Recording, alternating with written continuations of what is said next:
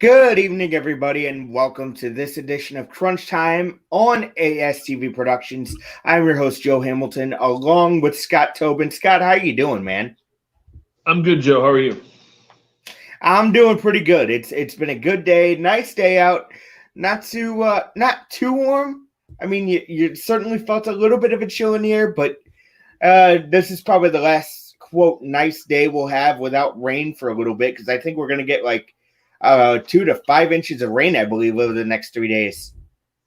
Yeah. It wasn't bad today. I mean, it was warm. It was cloudy, and that wind was a little bit cool, but it was still nice. I know how much you love cold weather, so you're not going to hear this, but I was listening to Dave Murray today, and he was saying that next week, like the 18th, the day after St. Patty's Day, he said it looks all signs are pointing to a pretty big cold front. He said expect probably 10 to 14 days of cold weather. He said not quite what we had in February, but well below normal. And he even threw in the potential of the S word. So he said people don't get too excited with getting your gardens ready and stuff because winter's not quite over yet. Well, and the thing is, Scott, I they said March was going to be a so-so month around this area, so and it usually is.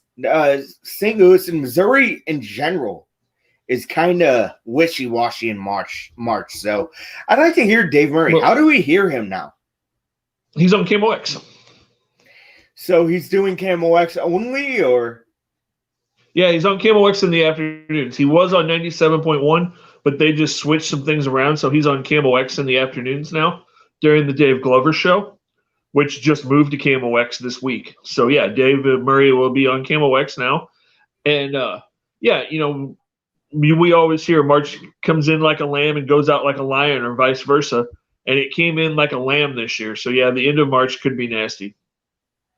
it could be nasty. But you know what? I'm excited because baseball's almost here, but we'll get to baseball here in a little bit. First, I want to start with hockey. The Blues are off tonight after an unbelievable road trip where they went 4-0-2 on their 6-game road trip. And Scott, was this something that you saw this in this team, even without the guys that are huge for this team? I mean, I don't think anybody could say they saw this coming just because of the fact that they'd struggled pretty mightily going into this stretch. With all the guys they have hurt. Yeah, we did get Vladdy back, which that had to put a little spark in the club just having him out on the ice.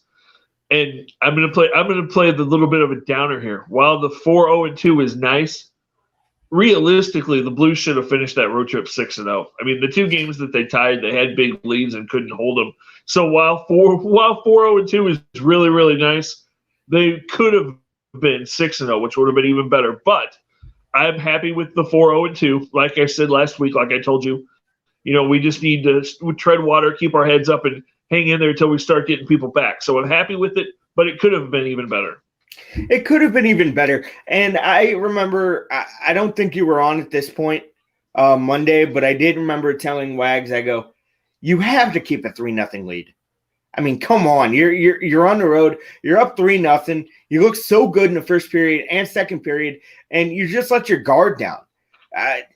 You need to finish those games off, and the Blues still don't have that killer instinct in them. Even though they won a Stanley Cup 2 years ago, it still went 7 games. So, I mean, that killer instinct's been a problem for the Blues for a long time. I don't think you can say that about the Stanley Cup. I mean, that was a tough series against Boston. Right, it was. But other than that, Scott, all the playoff runs, Doug Armstrong always said, the Blues have to keep their skate on the jugular to finish off some of these teams. And they haven't. Did you see that in that LA game? Because I certainly did. Yeah, no, I mean, that's been a problem for the Blues, not just in the last couple of years, in the last 5 or 6 years or more, where we've seen them have this thing where they get a lead and they go into that third period and then they just kind of coast. It's like they take their foot off the gas. I'm not going to hold that against them in playoff series, especially the series that they win, because playoff series we know are tough. But yeah, especially during the regular season, we've seen that multiple times over the years, where they get out to a lead and then it's just like they take the foot off the gas and they don't play to win anymore. They play to try to hold the lead. They just don't. They get defensive instead of aggressive, on the offensive end. They just try to hold on to a lead and hang on, and that's come back to bite them quite a few times. The Blues have one more off day tomorrow, and then they have the Vegas Golden Knights coming to town. And is it a coincidence that Alex Pietrangelo is still out, or is this he's actually hurt and this is a big issue?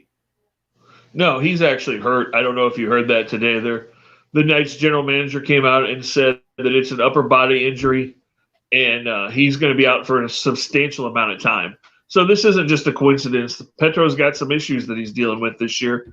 And with COVID and with this, it makes the Blues not signing him look a little bit better, because where would the Blues be right now if they had signed Alex Pietrangelo, and you don't have a Torrey Krug and you don't make some of the other moves the Blues made on Mike Hoffman because you kept Petro, and then he's missed as much time as he had. So, that trade's not signing isn't looking so bad so far for this season, at least. It really isn't. And you would hope one guy to get back this weekend is Oscar Sundqvist. That's the kind of guy you need, a gritty player that, isn't afraid to go into the dirty areas. You have guys like that in Nathan Walker, but having Sonny back, Sonny is the glue that keeps this team together in my mind in terms of the grit. He definitely helps. He's definitely one of those guys, and you definitely need those guys on a team to win championships. Those are the not unknown guys, but the guys that go without a lot of fanfare that are always huge parts of teams that make really good runs, and you see that in all sports. And he was definitely part of that on that Blues Stanley Cup team a couple of years ago. So, yeah, it'll be nice to have him back. It will, definitely. And we'll talk a little more NHL as we get closer to our one things for tonight, because details have come out about that new ESPN deal. I'll get to that later. So let's go to some Cardinal baseball, because yesterday Carlos Martinez looked really good. What did you see in Martinez? I know you didn't get to see the game. It wasn't on TV, but there had to have been some highlights. What did you see from Martinez? I didn't see a whole lot of highlights even, but just the stuff that I heard, the reports I heard, the stuff that Yadi said, the stuff that the coaches said. Carlos apparently looked like the guy that they all saw in the Caribbean World Series this winter. His stuff looked sharp. He looked comfortable on the mound. He looked like he felt good, and everything was moving and working, and he looked like the pitcher that Carlos Martinez is supposed to be. And so that's a really positive sign after a rough start. After a rough start last week, and I don't know if you saw it, Joe, but Carlos came out after that start and basically said something that, just shows the maturity level has improved in Carlos, because he said, I have to bounce back from that. I have to put it behind me. I want to be a starter. I'm going to be a starter on this team. I know that I have to be a big cog in this team. And for Carlos to come out and say that, those aren't things that we've heard from Carlos Martinez in the past. So the fact that Carlos came out and said, I know what I did wrong. I know what I need to do to be better. I have to be a big part of this team. To hear those things from Carlos and then see him pitch really well that next time out, that's a really positive sign in my mind.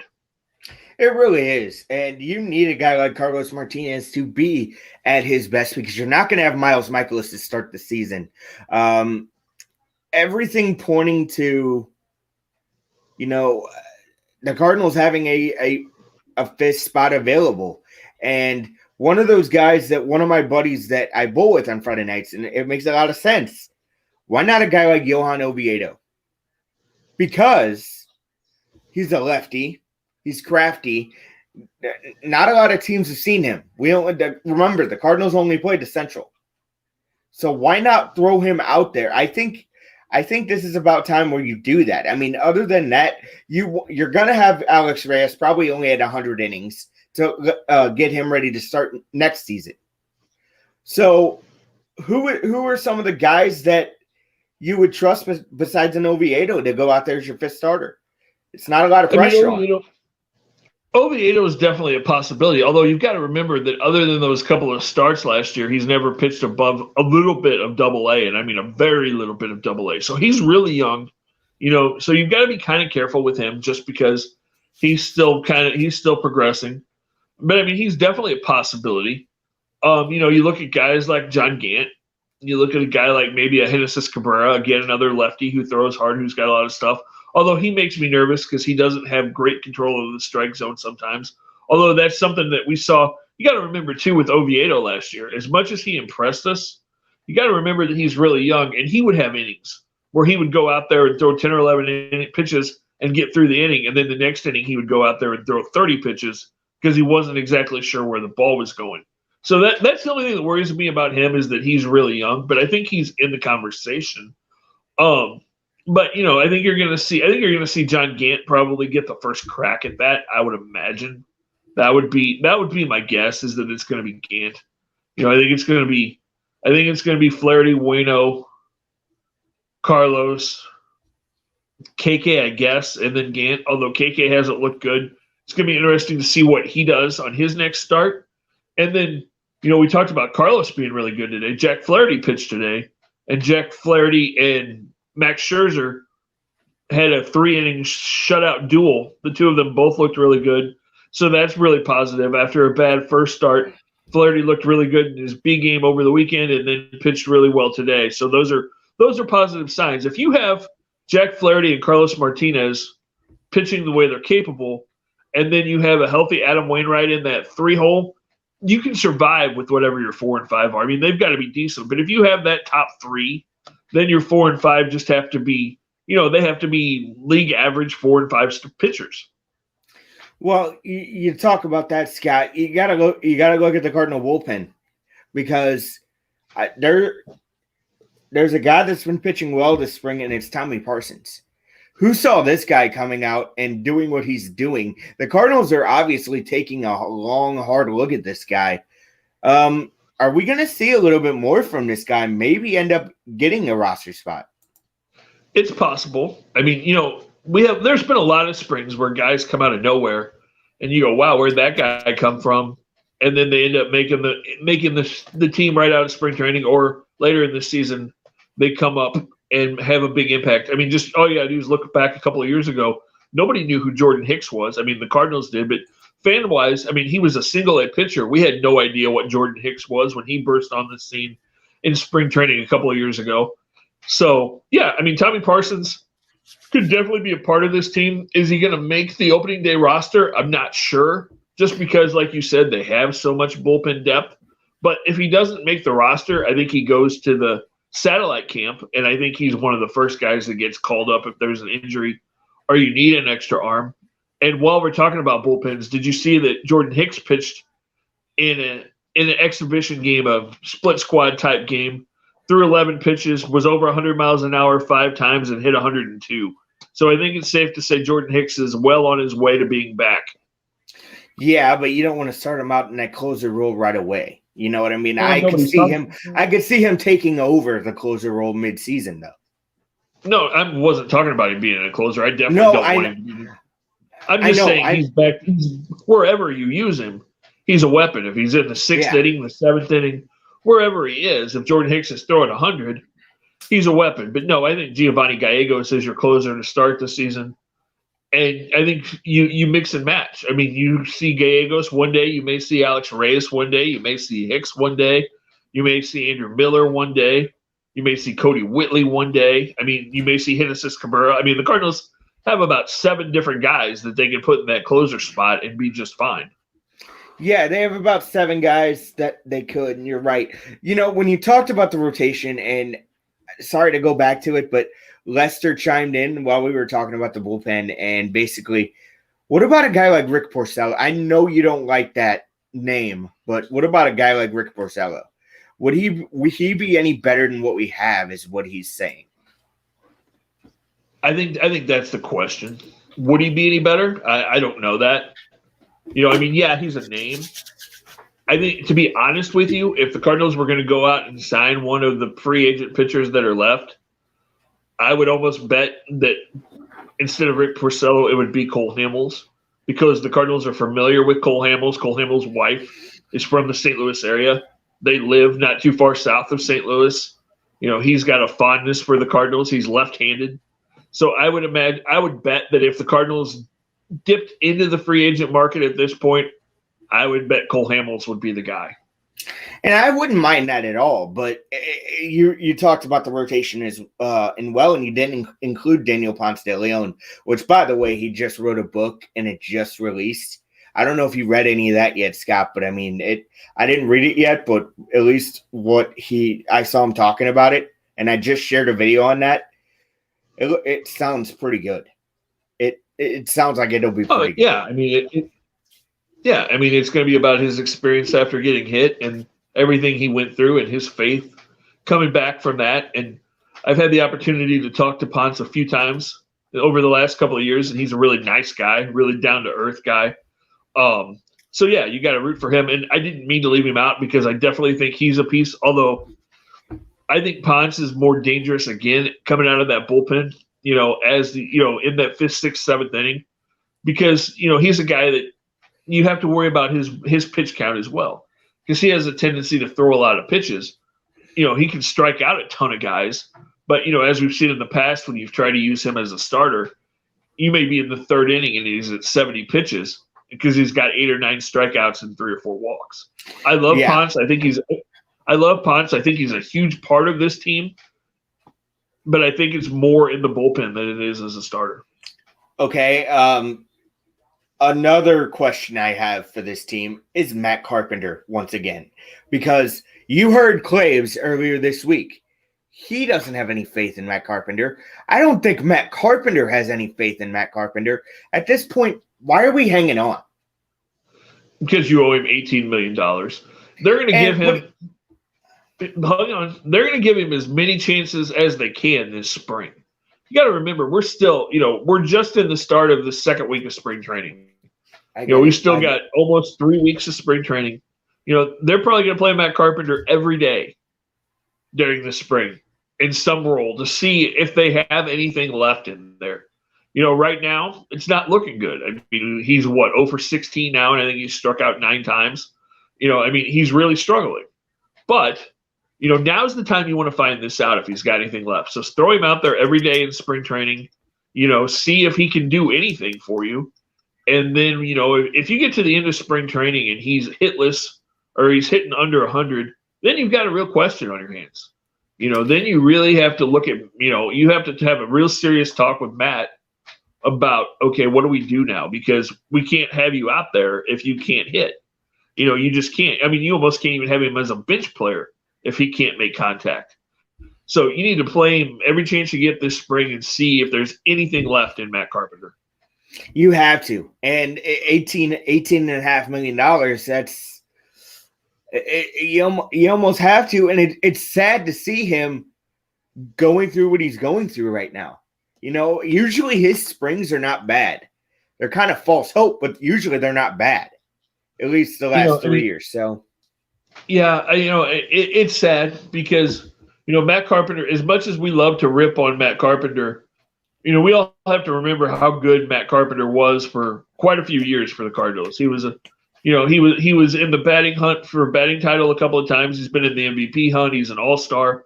I mean, he was a really good ball player at one point in time. And to see him struggle as bad as he is now, people have kind of forgotten that. And it's just like, oh my God, why are we still talking about Matt Carpenter? So, the Cardinals have that loyalty where they're going to give him every crack this spring. But like I said, I think if he's struggling this bad when you get to the end of spring training, maybe you see the Cardinals put him on the disabled list. Maybe you have a phantom injury at that point, and you just say, hey Matt, we don't want to see you go out there and struggle. Maybe you put him on the disabled list and you pay him to be away for a while. The Cardinals did that with Adam Wainwright, if you remember, a couple of years ago when he was having his troubles and everybody thought Adam Wainwright's career was over. He had that start in San Diego, and then, all of a sudden he was hurt and he went away for a while because he had to get away and try to figure it out. And then he came back and was pretty good again. I'm not saying I think Matt Carpenter is going to be able to get it back because I think the back injuries and everything have just taken it out of him. But I think the Cardinals have some big decisions to make towards the end of spring training with Matt, honestly. Yeah, they do. And if Matt doesn't play, I mean, here's the thing. You still got that hole at second base. Chances are Matt Carpenter was going to get – well, okay, then Justin Williams is on his team then, right? Justin Williams could still be on this team anyway if he hits. Okay. Justin Williams has to prove that he can hit to be on this team, and he hasn't really shown anything. Well, he had a home run yesterday, but he's got to consistently prove that he can hit to make. I agree. Yeah. So Tommy Edman. If Carpenter's not able, then Tommy Edman's going to be your second baseman. And the Cardinals have had a bunch of middle infield type guys look pretty good in spring training so far. Amundo Sosa's looked good. There have been a couple of other guys that have shown some stuff that are non-roster invitees. So, I mean, there's a spot to fill. I mean, even a guy like Delvin Perez, who we talked about, if he shows that he can hit and he has this spring, he could even be in contention to be a bench spot. Probably not at the beginning of the season, but maybe later on as we get deeper into the year. So they have options to be a backup. But, if Carpenter's hurt, then Tommy Edman plays every day at second base.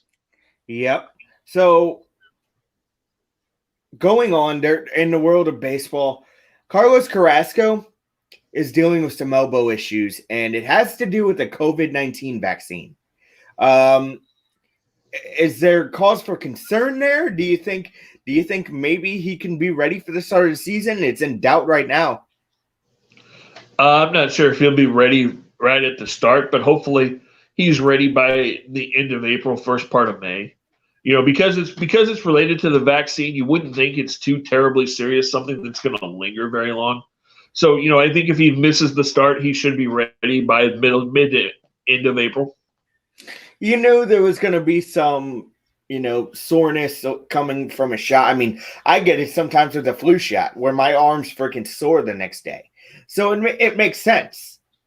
Not saying the flu shot is the COVID shot, but it's still a needle in your arm, man. I mean, you're going to get some side effects from that. Now, Texas is dumb, and here's why. The Rangers are going to be are told they can operate under 100% capacity. I'm just going to let you have the reins on this, Scott, because every time I think about this, I think to myself how dumb people are. Texas has opened the whole state up, man. They opened it up a couple of weeks ago. They can open the roof off on that stadium, make it open air for the most part. Do I think it's wise to have a full stadium right now? Probably not. But, and basically what that tells us is Texas is going to be the guinea pig for everybody else.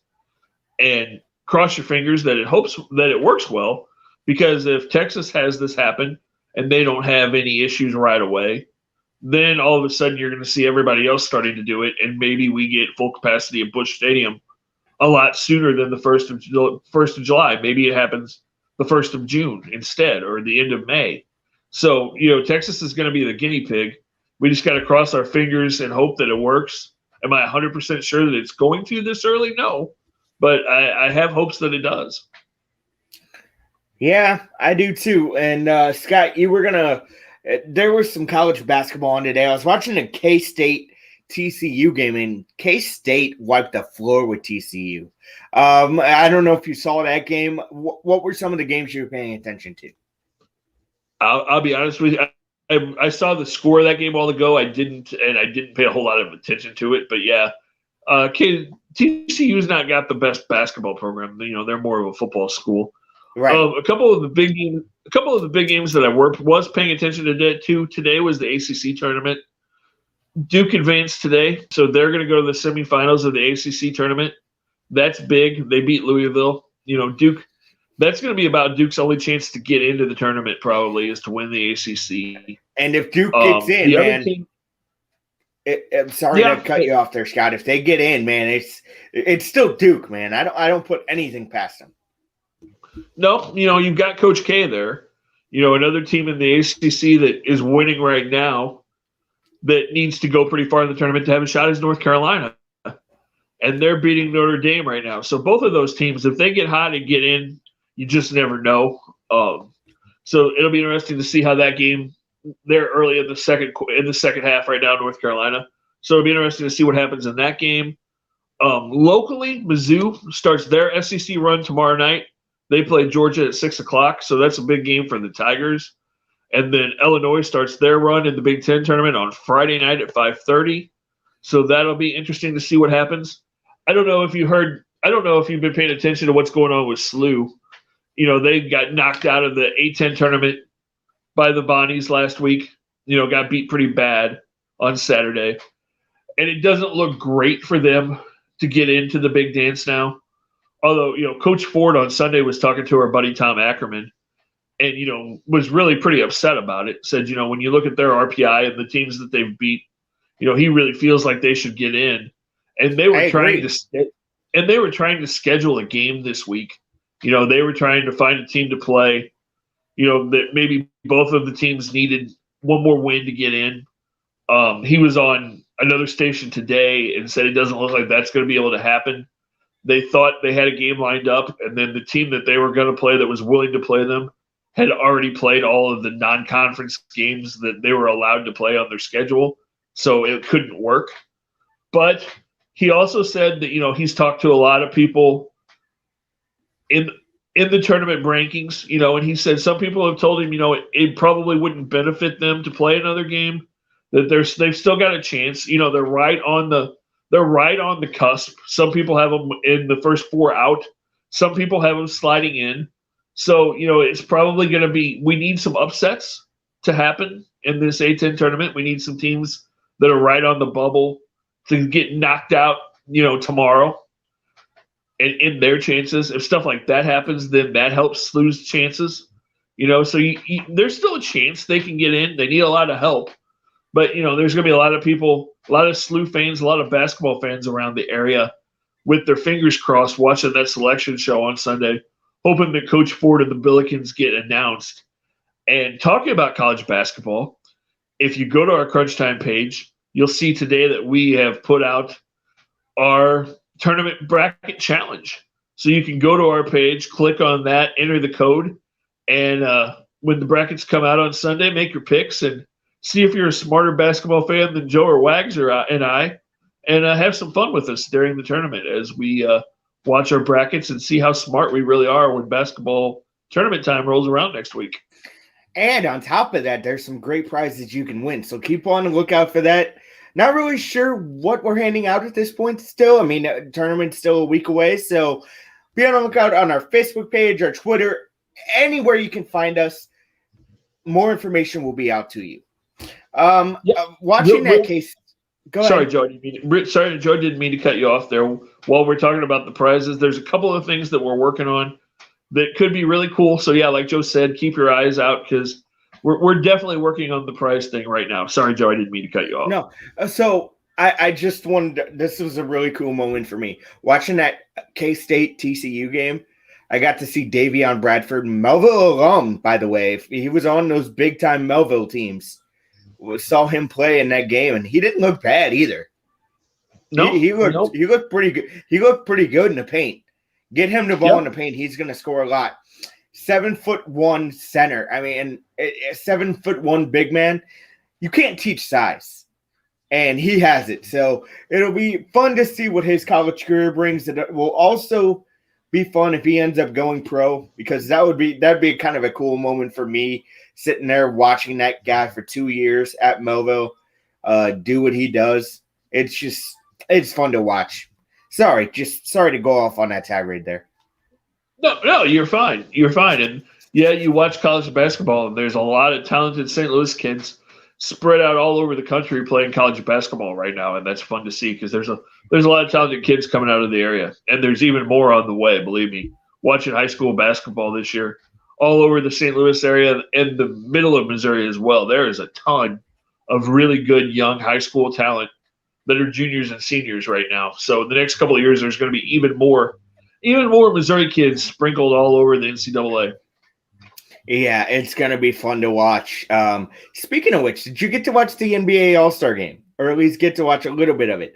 It's nice to see the local boys representing. You had Jason Tatum and Bradley Beal both on team, I think it was Team Durant, if I'm not mistaken. Yeah, both on Team Durant. In the East. Yep. Yeah, no, it was great to see two St. Louis kids. I did not get a chance to watch it, but I saw some of the highlights. And yeah, you know, anytime St. Louis kids can make it to the All-Star game and show off big, and they're both having really good years. Bradley Beal especially is really, really shining this year. He's really coming to his own. Jason Tatum has the last couple of years, and Beal's been a good player, but I think the whole nation is really starting to realize how good Bradley Beal is this year. Yeah, and it's fun to watch Bradley Beal when he's right, and it's fun to watch Jason Tatum when he's right. That's for sure. So we're going to take a quick break and come back with a lot of NFL talk. So stick with us here on Crunch Time.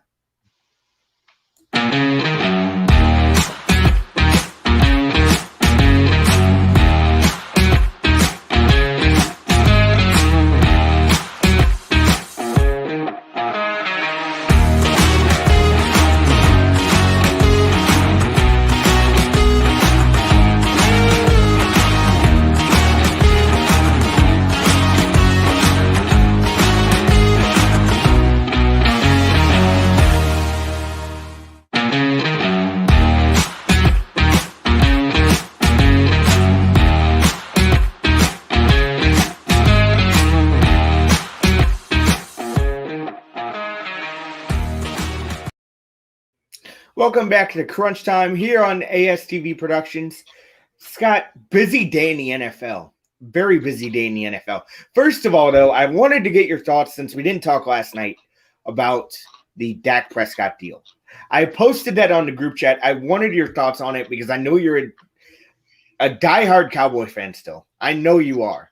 I'm going to give you the floor to talk about this because I know you've been wanting to sound off. You know what? I don't really, just because I don't like it. I don't like anything about it. Dak Prescott, in my mind, I know I saw you and Theo talk about it a little bit. I guess that was last night. I just don't think, I know it's the going rate for NFL quarterbacks right now, and I know it works because you're the next guy up that gets a contract. Dak Prescott's not good enough to be one of the top paid quarterbacks in the NFL. There's no way in my mind he deserves $41 million. And to be totally honest with you, and I said this on a chat earlier today with a couple of people, I think this dooms the Cowboys. I don't think the Cowboys make the playoffs in the next 4 years with Prescott in that contract. Do you think Prescott sees the end of that contract? Yeah, because he's going to see those 4 years because it's pretty much all guaranteed. What was that, 124 guaranteed? Tell me the number on that, Scott. I think it's close. Yeah, so 124 or 126, something like that. Something absolutely ridiculous. But Jerry loves the headlines. I don't know how you put a team around that with the money that you're already paying Amari Cooper and the money you're paying Zeke. I don't know how you build a defense. I don't know how you get an offensive line. I don't know how you keep guys. I like I said, I'll be shocked if the Cowboys make the playoffs in the next 4 years. I will be too, but then again, they're in that horrible NFC. So you say that now, but in all the reality, Scott, who is the team that can challenge them in this division at this point? You can't really say any of them. Maybe the Eagles, maybe Philadelphia. No, the team that won the division went to the playoffs this year, Washington. You give Washington a healthy quarterback with that defense, and you add a couple of free agents, and Washington wins that division for the next 2 or 3 years.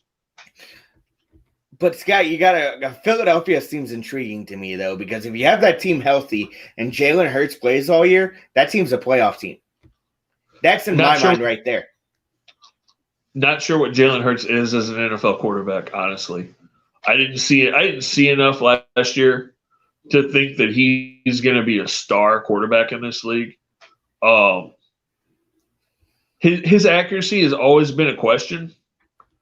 He's got an arm. He can move around. I'm not sure what Jalen Hurts is in the NFL. Didn't see enough of him last year in the NFL. And that Eagles team has a lot of issues. They've got a lot of issues that they need to fix. They need to fix their offensive line. They need weapons. Deshaun Jackson's gone. Ertz may be gone. There's your two best receivers right there, or your two biggest name guys.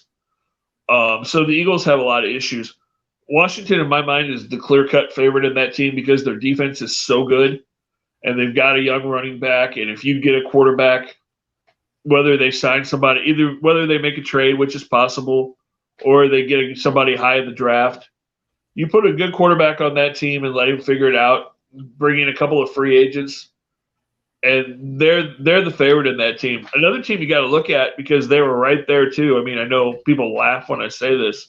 The Giants aren't that far away either. No, they're not. They have a good quarterback in Danny Dimes. You have, sorry, Sat, you have Saquon Barkley, but I question their wideout situation.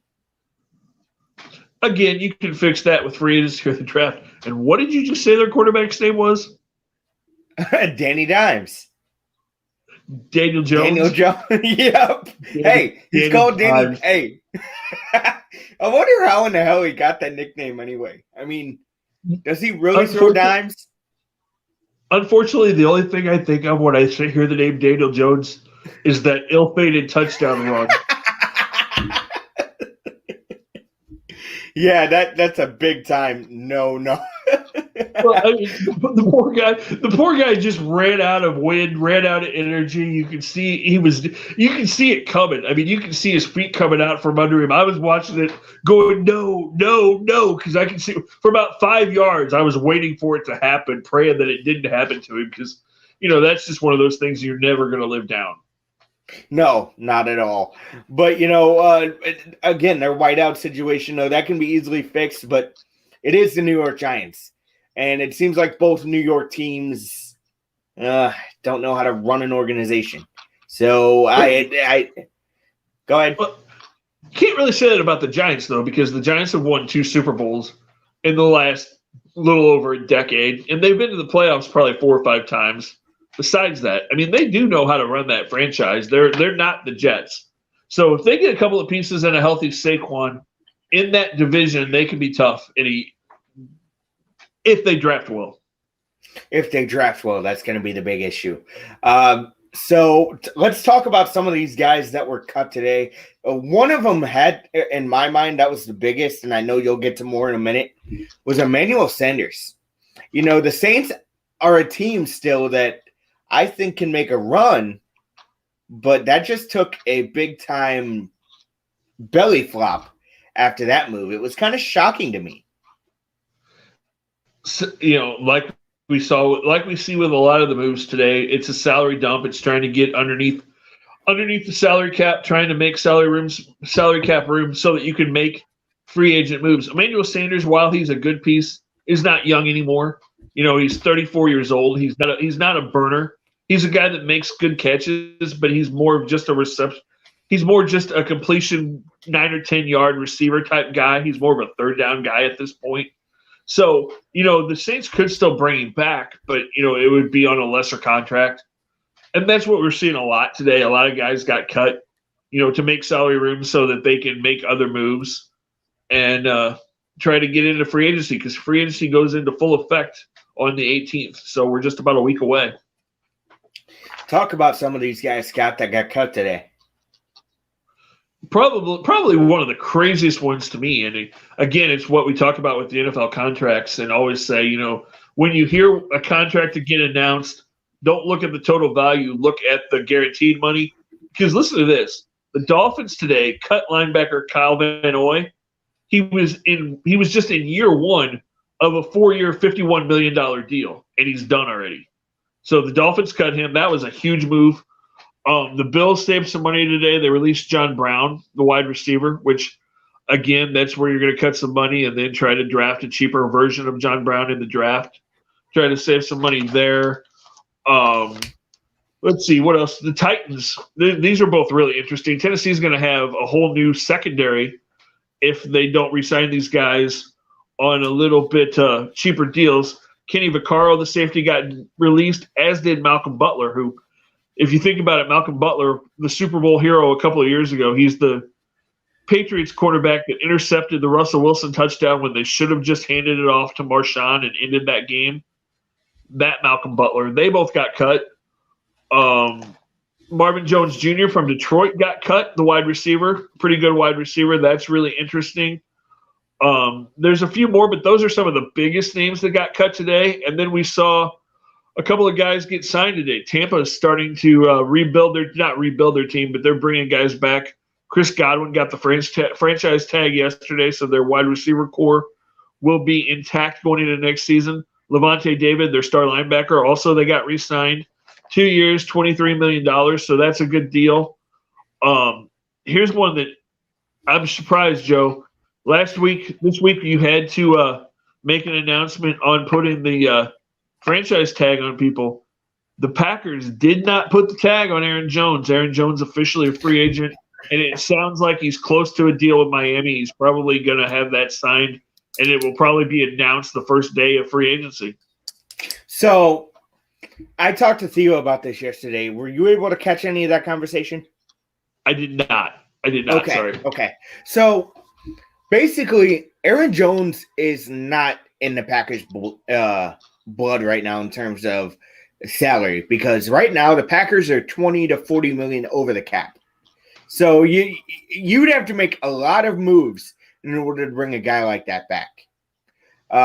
It'll be interesting to see what the Packers do, however, because outside of Aaron Jones, you don't really have a legit number one back. So they really need to be smart about this and draft one. But then again, what are the Packers known for? How many times have we said this? The Packers don't draft a running back, and they don't draft receivers ever. Well, Go ahead. So they do draft running backs because that's where they got Aaron Jones. No, but you get my point. They don't draft them high. Yeah. So the thing is, the Packers need to have a clear-cut direction of where they're going to go. Is it going to be through the draft? It has to be, because again, you're 20 million over the cap. So you know what it sounds like the Packers need to do to me?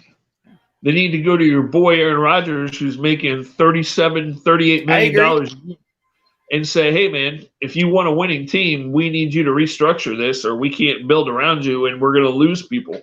So, again, it comes down to Aaron Rodgers being willing to restructure and do things to make things work with that team. Yeah, he has to. I mean, Ben Roethlisberger did it with Pittsburgh to get a team around him. So, I mean, Tom Brady did that for years and years and years in New England. Drew Brees did it in New Orleans. Peyton Manning did it multiple times. I mean, the great quarterbacks that truly want to win have all done that multiple times to make their team better around them. But, now it's time for Aaron Rodgers to step up and prove it. Sorry, I didn't mean to cut you off again, but I agree. No, you said exactly what I wanted to say there, but it'll be interesting because toward the end of April, you got the NFL draft. And I'm not sure, Scott, do you know where the Packers are picking right now? Do they have a first-round pick? They do, but they played in the NFC Championship game, so they're going to draft some 29th, something like that, 28th, 29th. Can you get a good running back at 28th or 29th? I'm not saying the best in the draft. Of course, they're going to go up toward the top. But can you get someone at 28 or 29 that could prove to be a difference maker? Yeah, I mean, running backs anymore don't go real high. There's going to be running backs that you can get in the second, third, fourth round that will be serviceable. That'll be solid running backs in the NFL. Probably there might be two. The only running back right off the top of my head that says definitely goes early in the first round will be Travis Etienne from Clemson. He's probably going to go probably somewhere in that 12 to 15 range, something like that. But I'm not sure that there's another running back right off the top of my head that even goes in the first round. So there'll be plenty of guys out there that the Packers can look at. Do the Packers think about trading up to get a guy like Etienne? I don't think so. I'd love to see it. I don't know. I'd love to. Yeah, I'm sure you would. But there's going to be a lot of teams. There's going to be a lot of teams that are interested in Travis Etienne because, again, he's the type of running back you want. Not only is he a great runner, he can also catch the ball. He's a threat out of the backfield. So that's the guy that everybody's looking for right now. So, again, I don't know how many picks. I don't know what the Packers draft stock looks like. I don't know how many picks they have, what they would be able to do to move up. But I don't see him making that move because that's really not the Packers' style. It really isn't, but I'd like to see them get a serviceable running back, you know. Well, serviceable is a little too light for me because I want to see him get a. If you're going to lose a guy like Aaron Jones, you need to be able to replace him with a supplemental guy who's going to back him up. So it's going to be interesting to see what the Packers do. That's for sure. And also on the Packer front, you only have one weapon, and Allen Lazard and I'm trying to think. Valdez-Scantling, they did show up a little bit this year, but they weren't the guys that I wanted them to be. I'll tell you right now, they need to be a little bit better for me to trust them, because right now you only have one weapon. Yeah, and again, that's the Packers not taking wide receivers early. They've drafted those guys in the 3rd, 4th, 5th, 6th round, and then expect them to step up. So, and like we talked about, the Packers don't have a ton of money to go out and get somebody in free agency, so they're going to have to do that in the draft.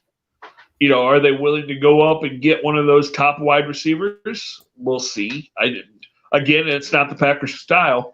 So if I was you, I would probably look at them taking somebody in the 2nd, 3rd, 4th round, maybe. Yeah, I would agree with that. We're going to take a quick break here, and we're going to come back, talk a little bit more NHL. This big TV deal, the details have come out, and I will share those with you when we come back right here on Crunch Time.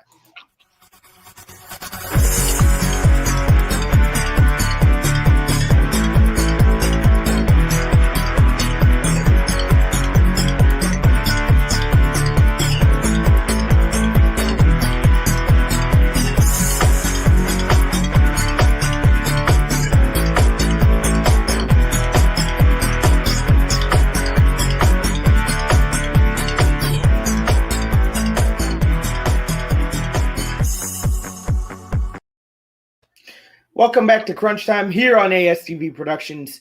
Joe alongside Scott. The NHL and ESPN, I talked about it last night, but I didn't know the details. The NHL and ESPN have come to a 7-year deal worth about $2.8 billion. So and that comes out to like $400 million a year. So the details are as follows. ABC will have exclusive Stanley Cup Finals rights for 4 of the 7 years. Half of the playoff rounds will appear on ABC or ESPN. 25 games per year. National broadcasts will be on ABC and ESPN. 75 games a year will be streamed on ESPN Plus or Hulu. Highlights will be across all platforms. More than 1,000 games will be streamed on ESPN Plus. So, my question to you is, Scott, is this good for the game? I think so. It's getting them more. It's getting them more notoriety on bigger networks. I mean, you're not going to have to go search for NBC Sports or something, one of those channels. You're going to be on ABC, you're going to be on ESPN, you're going to be on ESPN Plus. Everybody knows where to find those channels. Plus for hockey to be back on ESPN, it kind of validates them as a major sport again, I think, in a lot of ways, to a lot of people. Yeah. So, I think it's a good thing for the sport. I do, and I hope it works out well for them. Your instant reactions all in all in this deal. I know you saw these, what's going to go on with this. This is only half the deal because there's still half of the rights that have to go out still. Maybe NBC acquires those back. Remember, NBCSN won't be available after December 30th of this year. So where do you think that other half is going to go? Do you think it stays with NBC, or do you think Fox swoops in?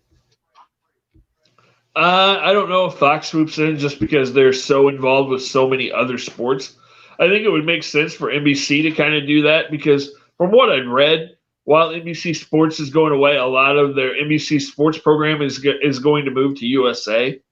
So that would not be a bad look for the NHL either. USA is a pretty popular network.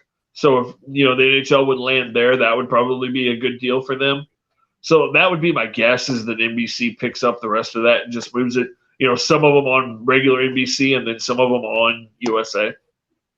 I was talking to Theo about this last night, and my question was, do you remember in 2016 with the World Cup of Hockey, right? You do.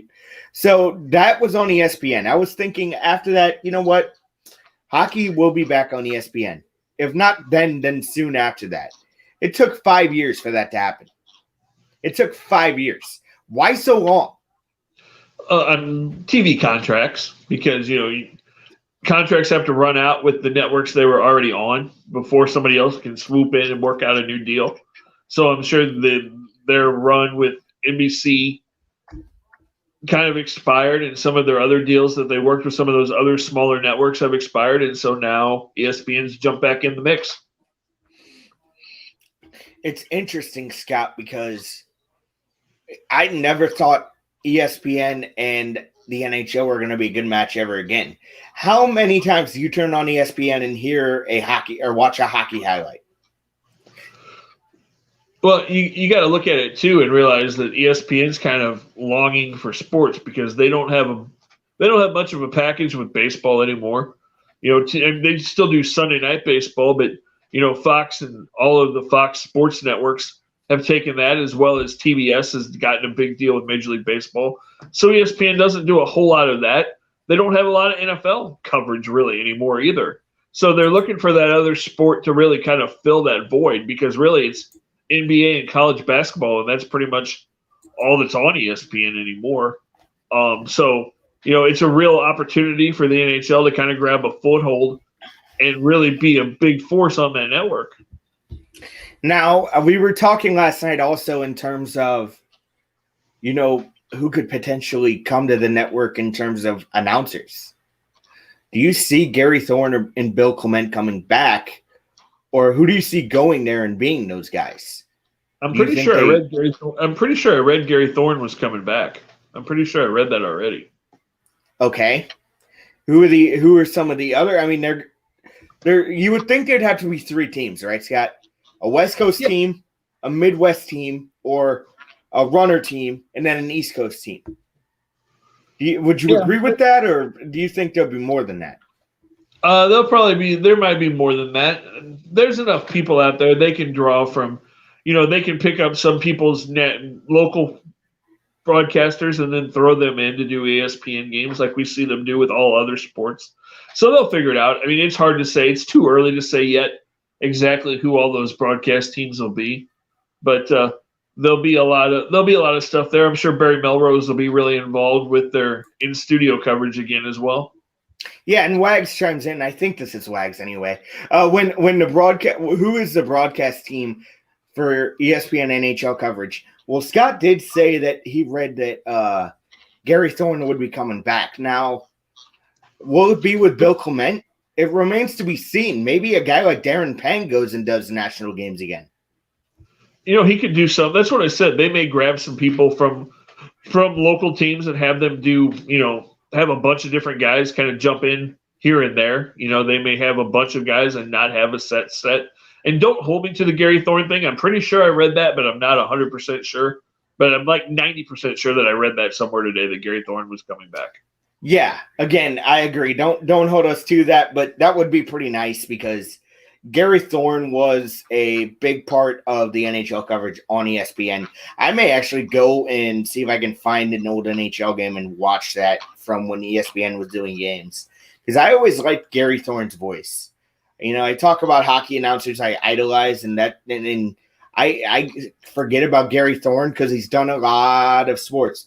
What do you think Gary Thorne's best sport was, Scott? I mean, what he like you said, he's done a lot. I've heard Gary Thorne do hockey. I've heard him do baseball. I've heard Gary Thorne do some basketball from time to time, and he's been good at all of it. He's one of those guys that can jump from sport to sport and do just about anything. So he's definitely a good voice in the sports industry. Has been for a long time. So Wags chimes in here. He says, according to The Athletic, he, quote, would love to talk to them. And that would be a match made in heaven in my mind, just to get him back. You'd think they would go with a more experienced broadcast team, at least at the top. So I think he'd be a no-brainer. But it remains to be seen. I wonder if some of the NBC, especially if NBC isn't the other part of this deal, if some of the NBC people maybe follow suit and go to ESPN.